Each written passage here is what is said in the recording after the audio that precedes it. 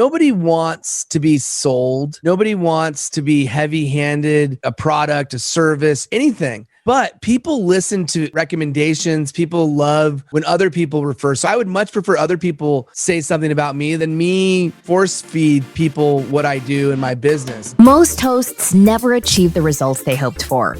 They're falling short on listenership and monetization, meaning their message isn't being heard and their show ends up costing them money. This podcast was created to help you grow your listenership and make money while you're at it.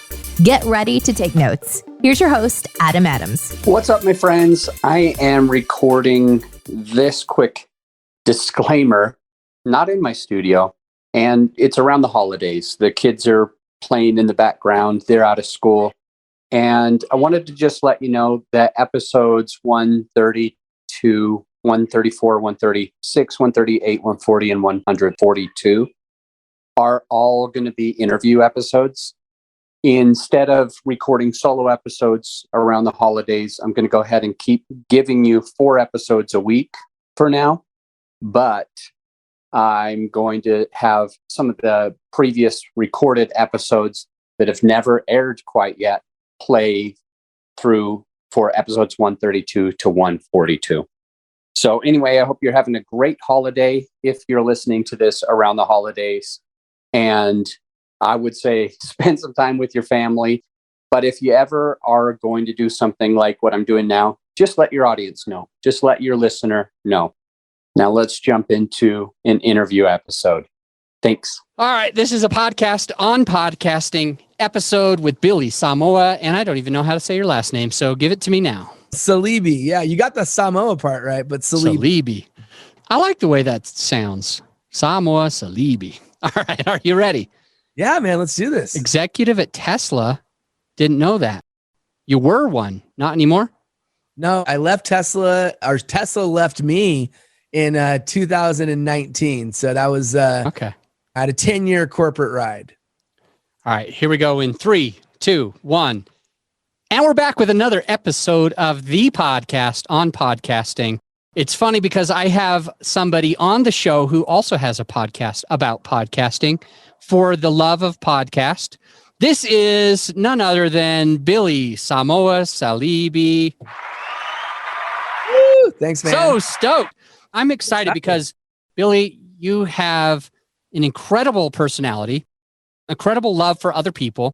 I've learned personally so much from you and what you do that I've been wanting to have you on my show for a long time. And it's all through this amazing app called Clubhouse, which I guess now they let those Android owners in, which is, I think that's why everybody's leaving. I don't know. Maybe they're not leaving.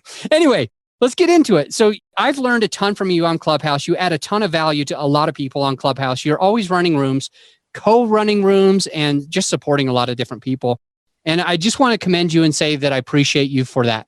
And I want to also, because it's always important to tie things in for our listener and let them know your middle name isn't just by chance. His middle name is Samoa. It means more chicken. Sa means more and Moa means chicken. And Samoa means that he's from Samoa. And that's what the Samoans do. I was actually serving a mission with all the Samoans, and literally, this is an actual thing. I would eat the chicken and I would say, that's good. And they would put 2 more pieces on my plate. And like, I gained 52 pounds. Wow. I was wearing Ia Lava Lavas, like, Sure. You know what those are. Yeah. And just had a blast. And almost nobody knows this about me, but I have only a couple of tattoos. Mm-hmm. Okay. And for those of you who see this, and for Billy, it all has a bunch of Polynesian in the tattoos. So there's Maorian, there's Samoan, there's Tongan, there's Fijian, and there's Hawaiian symbols on my arm. And to me, it really means these are the good people. And you strike me as a good person, even though your blood isn't Samoan. I can still like, you were born there, right? 6 months old. And that's right. So I want to just mention that Polynesians are my favorite people. I've learned as much of Samoan and other languages as I possibly can. But this guy, Billy Samoa Saleebey, and I'm stoked because he's going to add a bunch of value to you just like he has to me. Billy is the co-founder of Podify and the host of Insight Out. I didn't say that wrong. Insight Out, not Inside Out, Insight. And For the Love of Podcasts, these are the two podcasts that you're going to look for right now. So you could just scroll and look for those two. And actually, let's make it easy on you. They're now in the show notes. Boom. And prior to falling in love with podcasting, Billy was an executive at Tesla. And I love Tesla. I love like those, you don't even have to have gas. And what's funny is I saw this guy, like this car, it was a Tesla. And in the back of the Tesla was all of these cans of gas, like so many. And I said to myself, this guy literally will never run out of gas. Anyway, hold on. We need to do something. There we go. Or is that more deserving? Not sure. No, you give yourself the first one. And Billy Samoa Saleebey is an award-winning writer, director of the feature film Rolling. They see me rolling. That's the theme music, right, Billy? Oh man, no, not quite. Tell us about this film. Tell us about the film real quick. Well, first of all, thanks for having me, man. I'm so excited. What an intro. I am humbled and honored, and it's a joy to have a conversation with a fellow podcaster who's got a podcast about podcasts, because that's beautiful, and I love supporting this amazing community. So yeah, I left film school and I said, you know what, I probably should make a movie. In film school, I, of course, made some short films, but when you spend as much money as I did going to film school, you might as well get some value out of it. So I ended up writing and directing a feature film called, as you said, Rolling, which was a documentary style film about the drug ecstasy. So yeah, so I spent 7 years of my life from the creation and the ideation and the writing phase all the way through the filming and the editing and the festivals, and then ultimately distribution in 2009. Very fortunate that the film did as well as it did. We got picked up on Netflix, Amazon, you name it. And that's a really amazing feeling to have completed something from start to finish. But like all good things, you realize that when you spend 7 years of your life doing something, you got to ask yourself, was that worth the time invested? And do I want to do it all over again? And that's what led me to my corporate path. Okay. Well, I'm not going to let you pass this ecstasy rolling thing. Man. What the heck? Why did you start this? What made you be part of it? What was your involvement in it? Is it like more of an advocate for that drug, or what is exactly behind why you did this? Sure. Great question. I've actually heard people who've watched it both say it glorifies the drug and also it does the exact opposite. And my goal is to do neither. It's to paint an accurate picture of the experience people have on the drug. So I was a really good kid in college. I was a good kid in high school. I didn't touch any drugs at all. The day I graduated college, I tried ecstasy for the first time. And I experimented with it after that. And so after experimenting with it and having those experiences, I decided it was something that I could tell a story about in a meaningful way, where the drug itself would be a character in the film. And so the film takes place over a 24-hour period, and there's 8 intersecting storylines, everyone from a drug dealer who's abusing the drug all the way to a school teacher who's never tried the drug in her life, and she tries it for the first time. The characters give interviews to the camera like a documentary, but it's all fictional. It's all a narrative, and their stories intertwine at a warehouse party in Los Angeles. And so at the time, very much so, and even today, the drug itself is very well known and a lot of people have experimented with it. And so my goal was to really put a spotlight on what that experience is like for the people who use it. Very, very interesting. And out of curiosity, not that I'm promoting or non-promoting any drug or not drug out there, but I'm very curious, like if there's part of your not your documentary. I almost said documentary. But part of your film. Yeah, you said it was kind of filmed like one, but fictitious. I can't talk. That's okay. Let's move on. So what I was wondering on that is part of what comes out of this is like kind of like an aha moment or a big change that can happen like the first time you're on that, or am I completely off base? Well, I mean, yeah, that does happen. I mean, the thing that ecstasy, MDMA does is it lowers your inhibition. You feel more comfortable sharing. You're more empathetic. You're more compassionate. In a lot of ways, it taps into the chemicals that we already have in our brain, right? The serotonin in our brain puts us in a state where we feel more comfortable sharing, which is why MDMA is now being used in therapy and has for years. And so, yes, there is what I'll call a conflict within the storyline where there's several, but one in particular, there's a girl she was going to get an abortion and it's going into the trauma of like getting pregnant and then getting the abortion and everything that went into that. And it's the love relationship that she has with somebody and her being able to talk to her significant other about it. The drug helped in that way. The other flip side to that is, as I mentioned, there's somebody that is buying drugs from somebody that is not known to them and they get a bad batch and puts themselves at risk and puts themselves in harm's way because it's not pure MDMA. And therefore there's inherent risks and even people have died. And so it runs the gamut and some of it's more fun and not as serious. So there's a lot of humor, there's some drama, and there's even some pretty sad things that happen at the end. Very insightful and interesting. And speaking of insight out, let's talk about your podcasts. Yeah, man. Which one came first? Why did you start it? So I started Inside Out first. I started it because I'd spent 10 years in corporate, and most of that was spent doing learning and development, helping people learn, helping people grow and get better at their jobs, mostly in the sales area. So I led sales training for Tesla. I led sales training for Solar City. And I've always been inspired by the proposition of giving people tools to excel in life, to give them something to get better. While I was at Tesla, somebody came and spoke. His name was David Rock. And one of the things he said is that people learn when they have insights.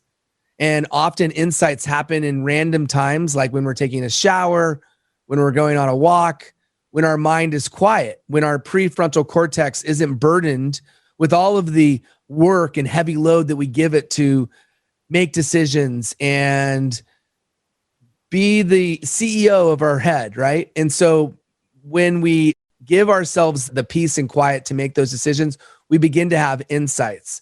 And so my show interviews people who have done remarkable things in their lives, who share breakthrough moments, insightful moments, moments in their life that stand out, that have helped to make them who they are today, because we all are a product of our experiences. And so I want to tap into that. So I meet with best-selling authors, entrepreneurs, thought leaders, and really ask them, what are those life-changing, insightful moments that have made the biggest impact on their lives?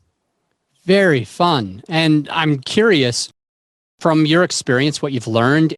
I even just knowing that you wanted to launch that podcast years ago, just knowing that, you probably have a lot of, I hate using the same word, probably have a lot of insight on this subject. And so I'm curious about how we can be more intentional and thoughtful and focused on gaining that insight. If you could give us maybe 1, 2, or 3 tangible ways that the average podcaster can be more insightful in their life.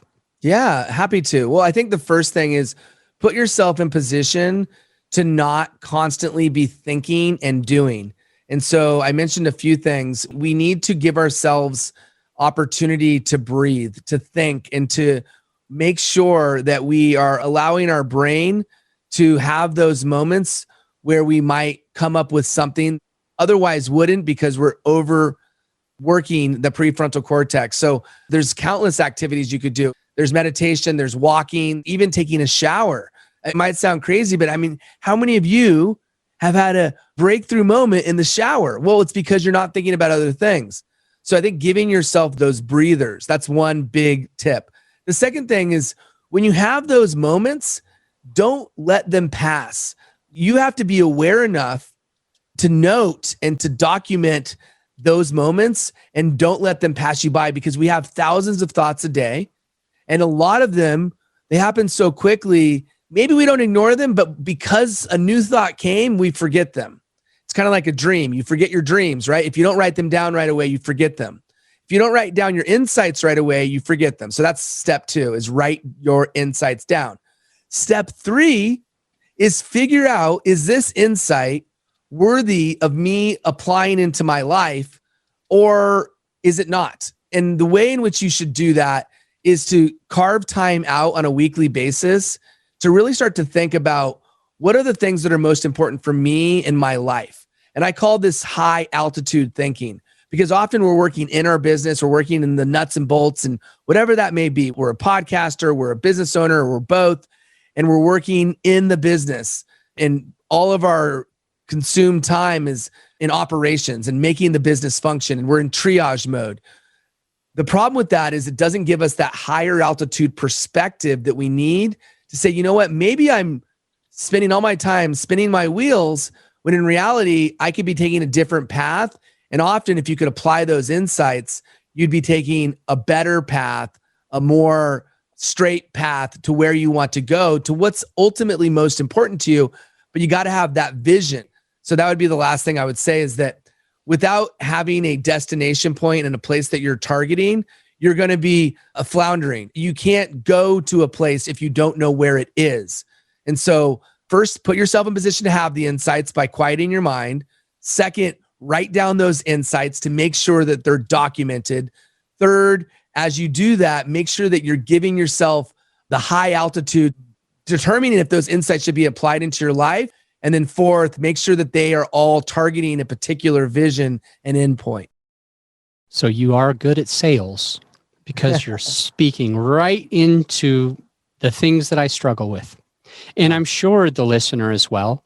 And I know that's one of the biggest things. You helped build sales for, you said Tesla, and also Solar City, which I've talked to them. They are relentless. They're good. They know what they're doing, and they know how to, oh, you're going to get this tax benefit, and this is how much it costs, but it really doesn't cost. And they're good. I'll just say. But one of the things that you did as you were going through that, you helped me to be able to say, man, I just don't take enough time to do XYZ. Man, I'm really just focused on my business and I'm not taking any time, and that's holding me back. And without it, I'm going to flounder. And so I definitely felt that. And your 4-step process was insightful. I really appreciate you jumping into that to help us to be able to open our minds and to get to the next level. How about your second podcast? Like, why on earth would you start a second podcast? It already sucks to have your business. That's a lot. It already sucks if you have family, whether it's wife, kids, anything in between, parents, sisters, friends. It already is tough and challenging to go through making sure that you can be insightful. And it's already challenging to have your first podcast about being insightful and have to just keep up this insightful facade. And then you went and started a fourth thing. Like, you're like, oh, I'll just have another podcast. It'll be about podcasting. And that's a great idea. Why did you do that? It is a lot. I'm not going to deny that. I think fundamentally what I realized is Inside Out is a long-term play, and it serves a very broad audience. And I wanted to do something that served a more narrow audience. I also wanted an opportunity to meet with people who I admire and respect in the podcasting space. And so I thought, hey, if I could meet with Jordan Harbinger and Dave Jackson and Cliff Ravenscraft and so many other people who I admire and respect in the podcasting space, I'm going to learn. And in the process, others will learn as well.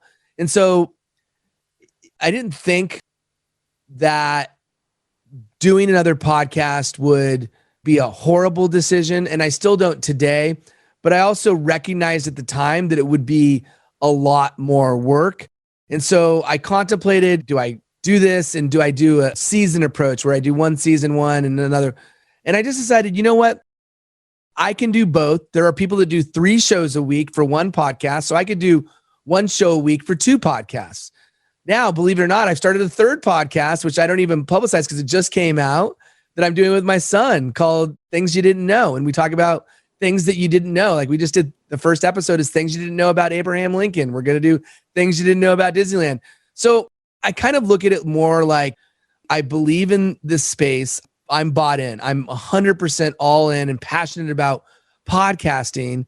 And so I want to give myself an opportunity to continue to be a sponge, to learn and to be surrounded by people who've been in the space a lot longer than I have and grow through their knowledge base. And then as things sort of transpired, as you know, as you alluded to, I got on Clubhouse.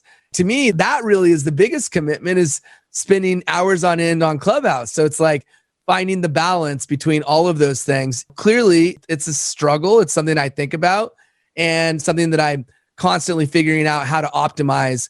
And that's another reason why I started my company, is because I see a need for podcasters to focus on what they do best, which is making their show, focused on their show. I love it. And I was going to ask you right before you mentioned why I started my company, I was going to ask you if the podcast about podcasting, oh my gosh, I had to pull it back up in front of me, darn it. My brain does this type of stuff every now and again. For the love. Yes, for the love. For the love, Adam. For the love of podcast with Billy Samoa Saleebey. Oh my gosh, I love that. You got it. So I'm wondering though, like, what came first? Because you just mentioned that you had this podcast, you started this podcast, you were passionate about this podcast, you're passionate about the space, you know it's not going to go anywhere, you enjoy it, it's fun, and you'll be able to maintain it. You even started a third podcast, which is awesome. But you said that that's why I started my podcast company. Sure. Did you start the podcast company first?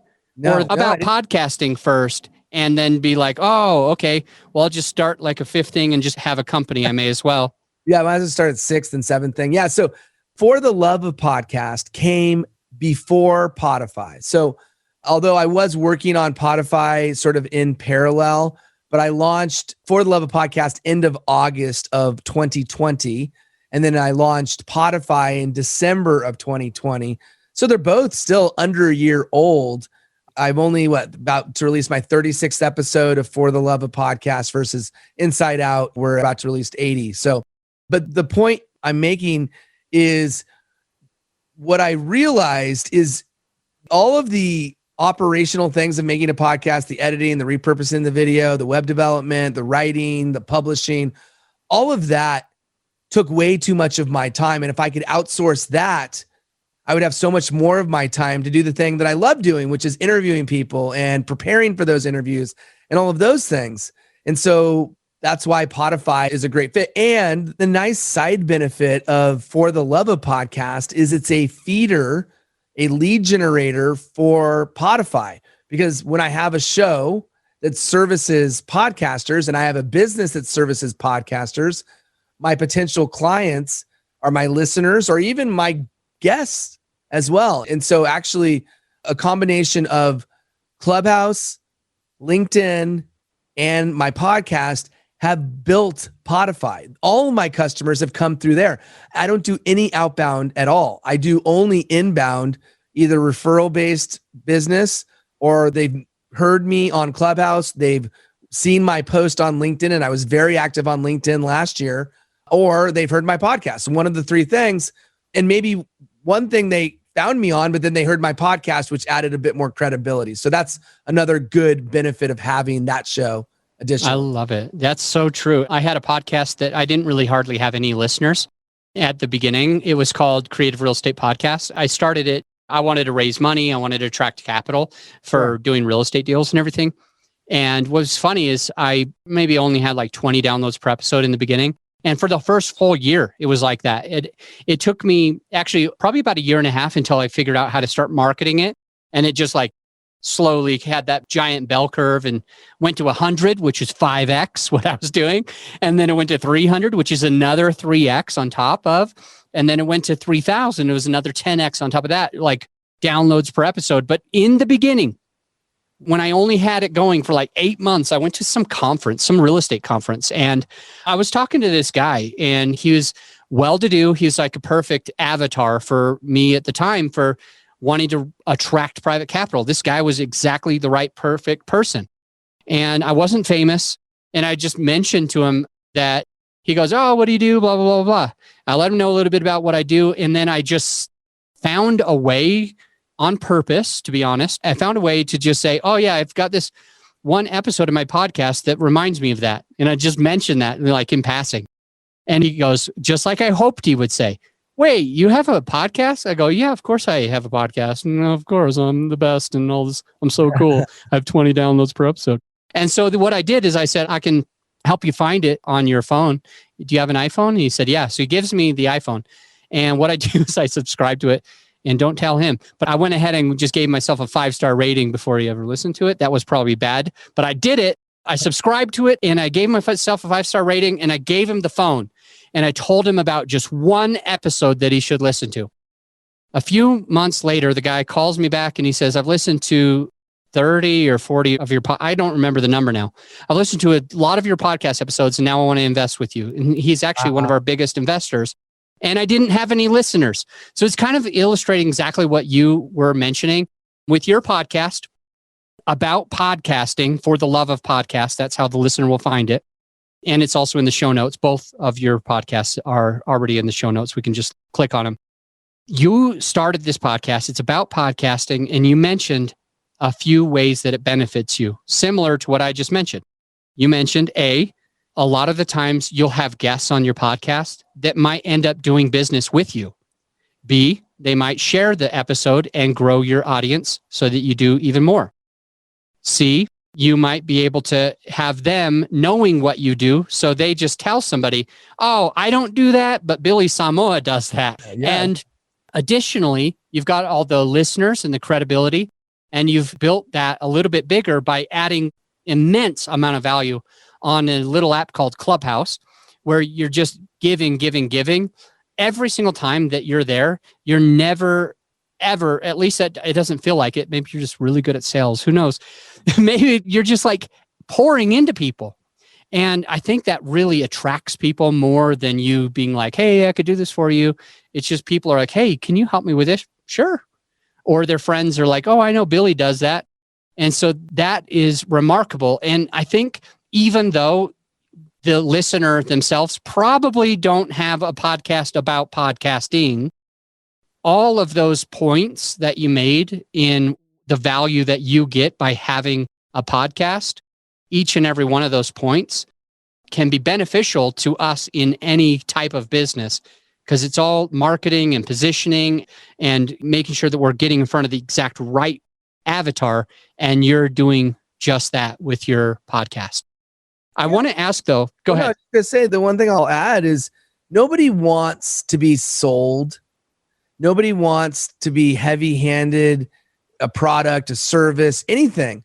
But people listen to recommendations. People love when other people refer. So I would much prefer other people say something about me than me try to force feed people what I do in my business. And so the way it's worked is allowing people to come to me through other people. So I think, to your point, the more you treat people in a way where you're pouring into them, where you're giving them everything you got, then they remember that. And then along with other people supporting you and singing your praises, that gives you the credence, the credibility to be considered to take whatever that may be, a service, a product, to go into a business relationship with someone because of what they provided for you without any need for you to feel like they are doing it for certain reasons.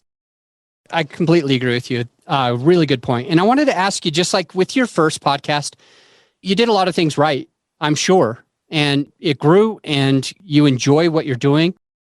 And on the flip side, when you started a new podcast, I'm hoping that you didn't do every single thing exactly the same way with the second podcast. So those things that where you pivoted and you did a different approach, how many episodes you recorded, who you interviewed, whatever it is, I would like you to share with our listener those things that you learned from the first podcast and are implementing with the second and now third podcast. Oh, yeah. Well, how much time do you have? I mean, no, I'll give you a few highlights. So I actually made an episode called 50 Mistakes I Made Producing My First 50 Episodes of Inside Out. So I made that on For the Love of Podcast. So a lot of mistakes.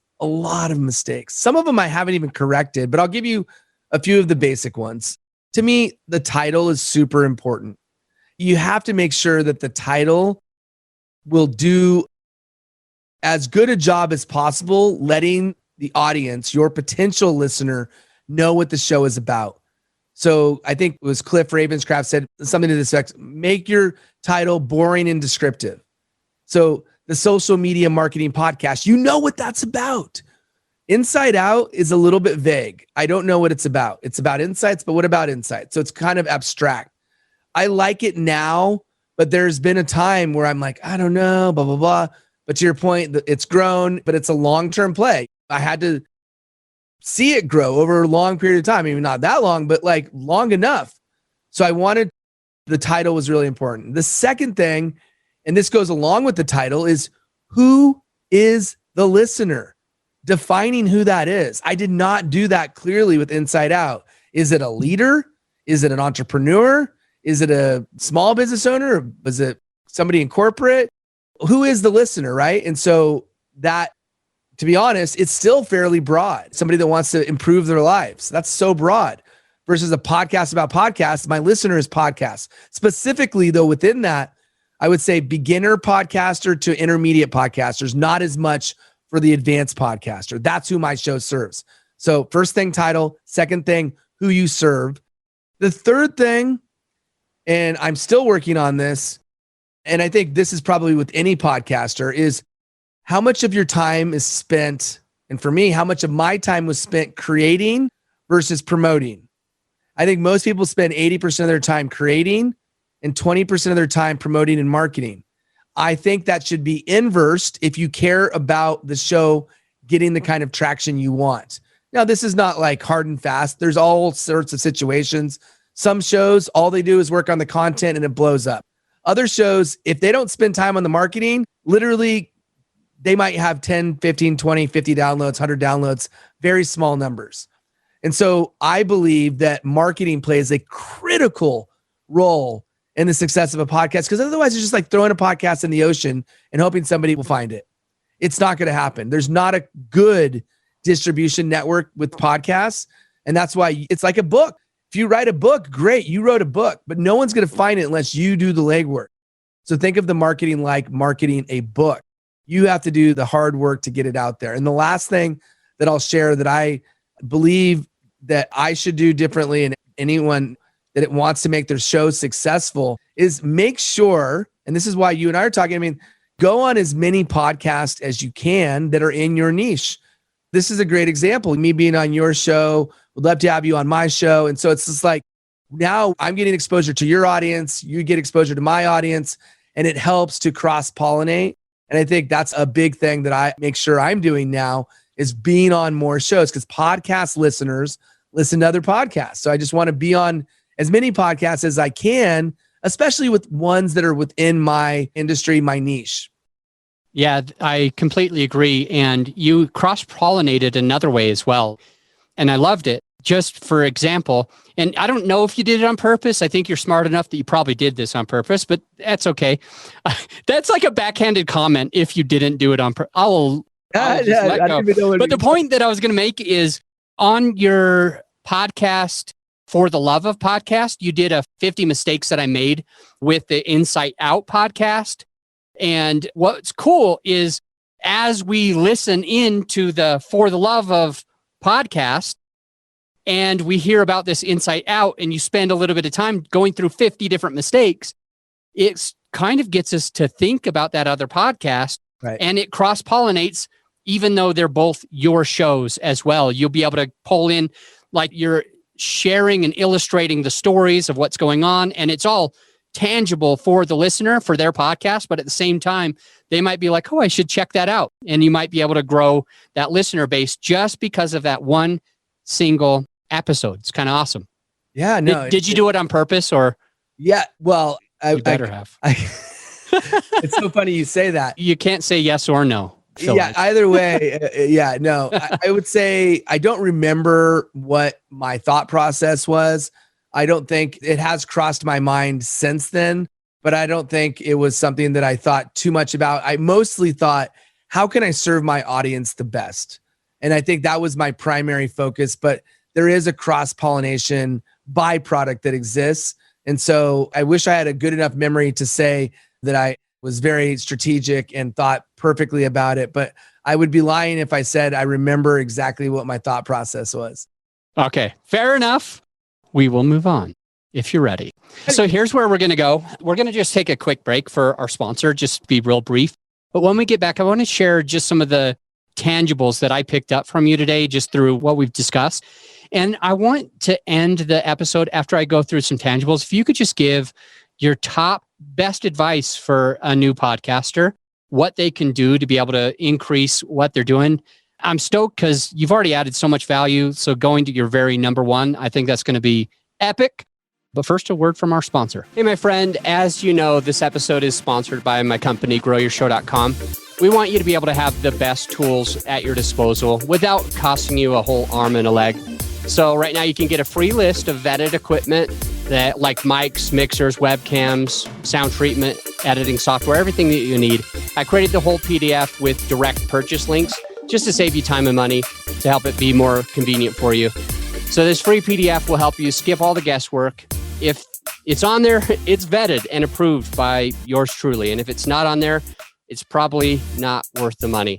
So go ahead and get yours at growyourshow.com/PDF. Let's get back into the show. And we're back with the Billy Samoa Saleebey from the For the Love of podcast and the Insight Out podcast. You can find both of those links down in the show notes. And I've already taken so many tangible things to my business that I think can help me to become a better podcaster from a lot of the things that Billy shared with his story.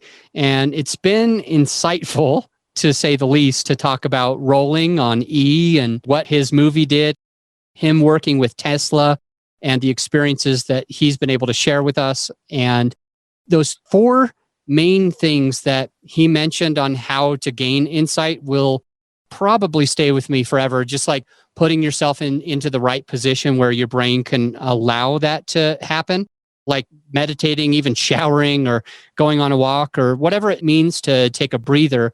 That really resonated with me, and it really made me feel like I've got to spend that time if I want to improve, if I want to have more insight in my life, that I'm going to need to be intentional about not working so damn hard and just like go. And what traditional people say is really what we need to do, which is like hustle, grind. Like this 4-step process is really impactful for me. The second one was don't let those moments pass you by. So like when they're happening, write them down, take note of them, just like a dream can pass, he mentioned.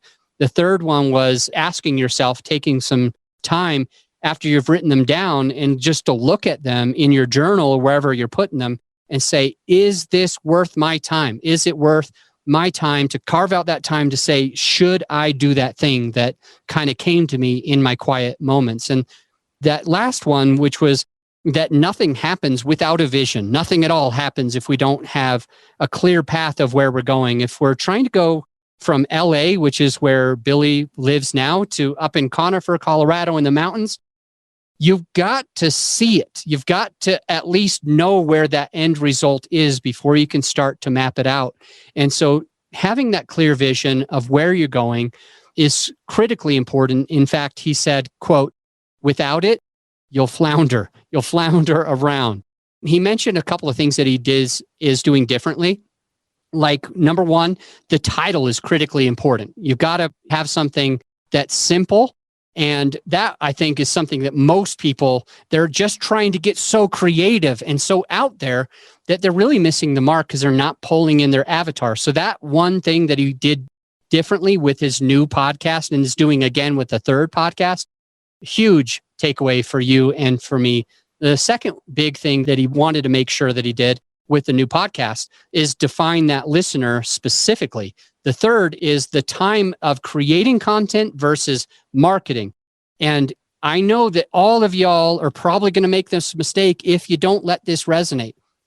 He said you need to do it inversely, not creating and then marketing a little.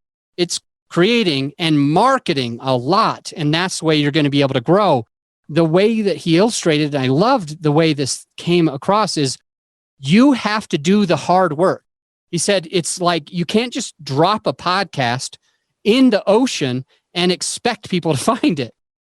And this is one thing that I always share, like on my podcast, Field of Dreams. Have you seen Field of Dreams, Billy? Yeah. Okay. Field of Dreams is full of shit, right? If you build it, they don't automatically come. Do what Billy told you. You have to do the hard work. You can't just drop it in the ocean and all of a sudden people find you. If you build it, they don't automatically come. You got to do a little bit of work. It's that inverse creating versus marketing. So those are my tangible takeaways that I learned from Billy today. And Billy, I want you to end on the highest of the highs, not an E, not ecstasy type of high, but like the highest of the high, like podcasting kind of high. What do we need to do to become a better podcaster? Yeah, thanks, Adam. I'll tell you this, man, what a great recap. And I love that you do that because it really underscores anything that you found valuable that will impact others, and repeating it allows it to be more sticky, which is what you do in training as well. So the first thing I'll say is tapping into those first four things that I mentioned. I just want to ask this question to you listening right now. What if you took 30 minutes a day and you visualized where you want to be? I'll let you marinate on that and think about what that means. But imagine if you got so good at picturing and visualizing where you want to be that it becomes something that manifests itself in reality. Guess what? That is what successful people do. They see themselves where they want to be. So I want to put that as an aside. Now, to your question, if I'm thinking about a podcast, I'm thinking about like, what's that advice that's going to like really put me over the edge? Let's face it, most people, they want to know how to grow their podcast. That's why this podcast is something that people want, right? They want to understand how to grow their audience. And so I'll give you a few suggestions that I think will be helpful. The first thing is tap in to the organic reach of vertical-based video. Think TikTok, think Instagram Reels, think YouTube Shorts. Sub 1 minute vertical-based video. These are in vogue right now. These are what's hot. So how do you make content that's shareable? Imagine if you make something so shareable that it goes viral and your podcast logo is on the video. That will hugely influence people gaining exposure to your show. And there's plenty of opportunity within those platforms to grow quite large. So that's the first thing. And I wanted to say, though, the way in which you do that is think of it like a meme. How do you make it? How do you surprise somebody? How do you tap into emotion? How do you give them something that they feel inspired to want to share it with other people? The second thing is give food to Google, the Google algorithm. And you do that with long form articles. Think of your podcast as a pillar content.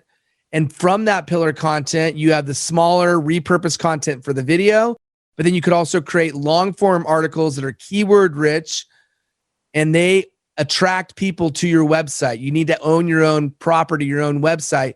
And when you do long form articles, people will find those and they'll find your podcast. Super, super important. The third thing that I recommend is how do you inspire people to share? So you could do things like a contest. You could do things like giveaways. You could do things like getting people to join certain small programs that you have. If you have a Patreon or if you have some other thing, that exclusive programs that you invite people to. And when you do that, you're giving people the feeling like they're part of your family, and that will give them the desire to want to share your show. So again, just to reiterate, vertical-based videos, tap into that wealth of audience and organic reach. 2, make sure you're capitalizing on long-form written content. And 3, get creative and come up with clever and exciting ways to inspire your audience to help spread your show through word of mouth. Word of mouth is the most powerful form of marketing, but you play a role in inspiring word of mouth. If you do those 3 things, I think they'll help.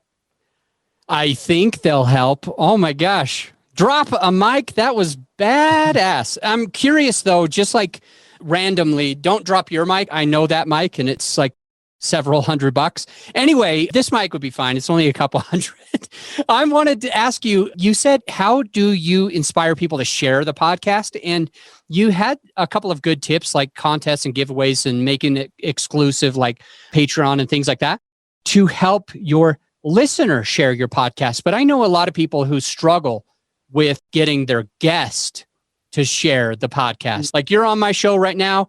How do I get you to do it? And you've had like 30, 40, 50, 60 episodes and growing on your podcasts, especially this one about podcasting.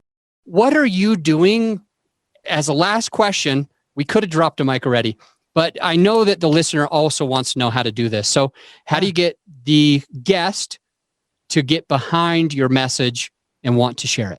Well, the first thing I'll say is don't assume that they will promote your show. I think that's the first thing, is you got to have low expectations, but you should make it easy for them to promote your show. Make it so simple and easy. And here's how you do this. I actually interviewed Harry Duran, and I actually have the show notes for his episode, which is his template, which is a fantastic template to use. And there's a few things that he does really, really well. The first thing is you got to understand it's all about them. So you want to make sure that you make content that makes them look good. So that's step one. A video, a short video where they say something super insightful, super powerful, and that's going to add value. They will want to share that. So give them access to that. Two, make it simple by using something like click to tweet. So all they have to do is press a button and it tweets whatever you want them to tweet. So that's another way you make it super, super simple. The third thing you do is when you have this template, this email basically, it should give them step-by-step instructions of what they can do and what other people have done. And so one of the things I like to say is a lot of my past guests have chosen to do X, Y, or Z. Don't feel obligated, but it'd be great if you could do that.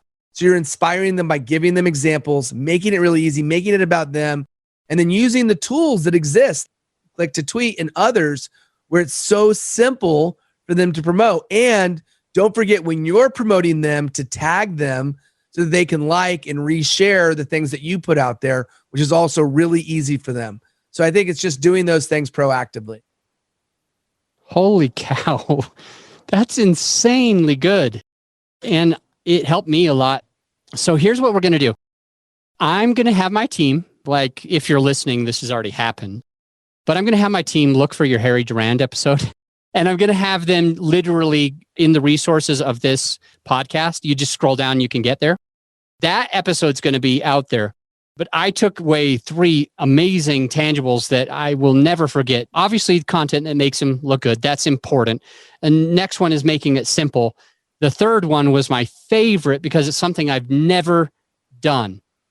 These are some of the things my other guests have done. And you don't need to, but it's already social proofing. It's already like, oh, okay, they've done that. I should do that too. It's like when I go on Amazon, everybody likes this product. I should like it too, etc. So like just being able to share, these are some of the things my other guests have done to promote the show. Just give them a couple of ideas. That is huge. That's the kind of like the missing piece that I've always had. And you really just solved my problem that I've always had by having other people share my content. I've done the others and I've done well. People share it sometimes, but showing them that these are some of the things my other guests have done is like the biggest takeaway I've ever taken away. Why do I keep doing that? Love it. Anyway, Billy, you've added an immense amount of value. I've already got the link to your podcast in general, the link to your other podcast, the link specifically in the resources to that episode that my listener needs to hear so they can go and start listening to that episode. What I would like you to do, if you don't mind, share maybe your website or however it's best for us to get a hold of you. And I'll make sure that's in the show notes as well. Yeah, perfect, Adam. And such an honor to speak with you and learn from you and have this conversation. And I'm glad that there were some nuggets that you found valuable and that you think the listener will find valuable as well. So a couple places you could find me. Certainly look for me on Clubhouse. Most of my things are at Billy Samoa. That's just like it sounds, just like the country, Samoa. And then my website for Podify is podify.com. And so you can find out all about our services there. And aside from that, I always welcome people to find me on LinkedIn or find me on Instagram and DM me, and love to start conversations there. See if there's any ways we can collaborate or any ways I could support you and what you're doing, whether it be in business or in podcast space. happy to help, happy to support, and look forward to meeting you if you have any interest in connecting. So Adam, thanks so much for this opportunity and fun conversation, man. It was great. Awesome. Your Clubhouse, your LinkedIn, and your IG are now in the show notes, and Podify.com is in the show notes as well, so that they can go and check out what types of services that you can support them with as well. Mr. Billy, thank you for coming on the show. I'm grateful. We went overtime, and I appreciate you just pouring into the listener, giving tangible takeaways at every turn. We've got a lot of show notes today and a lot of feedback, and my team's like going to scramble to use this in our business so that we can grow our podcast as well. I'm going to let you go. Guess I should say, because you're someone, is it Talofa? No, how do you say goodbye? Well, I mean, I think it's the same, right? It's Talofa Lava Lasa Sunga. I don't know. I mean, Okay. you know better than me, man. Like I said, It's been Talofa. We'll say Talofa. It's been a lot of years. I appreciate you so much. Fa'afatai Telelava for all of your massive, massive value that you added to me and to our listener today. I'm going to let you go. So if you're listening and you want to grow your show, try Podify.com, try growyourshow.com, see what we can do for you. And we're out. Bye for now. This episode's brought to you by growyourshow.com. Grow Your Show lets you be the star of your show while we handle all the hard stuff. We offer reliable and affordable post-production services that allow you to grow your show organically without all the work. So go ahead and check out the website right now, and feel free to schedule a call with me, and let's take your show to the next level. Again, growyourshow.com. You just press record. We handle the rest.